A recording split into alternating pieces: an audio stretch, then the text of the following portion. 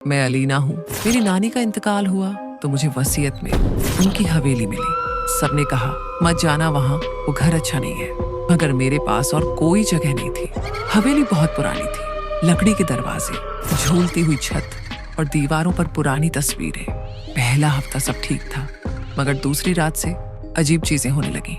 रात के ठीक 3 बजे दरवाजा खुद ब खुद बंद होता, पंखा बंद हो जाता और घुंघरू की हल्की सी आवाज गूंजती थी।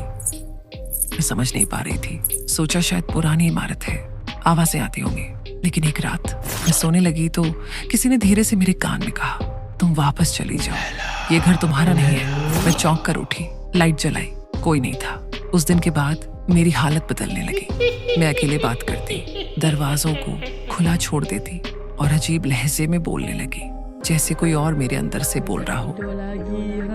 मुझे पुराने उर्दू शेर याद आने लगे जिन्हें मैंने कभी नहीं पढ़ा था। एक दिन मेरी दोस्त सना आई। उसने कहा, तू बदली बदली लग रही है, तेरे अंदर कोई और है। मैं बस मुस्कुरा दी। सना ने अगले दिन एक साइकेट्रिस्ट को बुलाया। डॉक्टर ने कहा, ये भूत नहीं है, ये डिसोशिएटिव आइडेंटिटी डिसऑर्डर है और इसे फौरन थेरेपी की जरूरत है। जब डॉक्टर मुझसे बात कर रहा था, मैंने उसकी आंखों में देखा और कहा, डॉक्टर साहब, अगर ये सिर्फ मेंटल इलनेस है तो पिछले 80 सालों में कोई और क्यों नहीं जी सका यहाँ। डॉक्टर हंस पड़ा, मगर तभी पीछे दीवार पर लटकती तस्वीर जमीन पर गिर गई अपने आप। और फिर उसी कमरे की दीवार से आवाज आई, मैं अभी गई नहीं हूँ। सना भाग गई, डॉक्टर भी।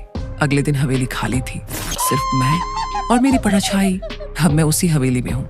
दरवाजा हर रात खुद बंद होता है और अंदर से कोई मुझे रोज घुंघरू सुनाता है।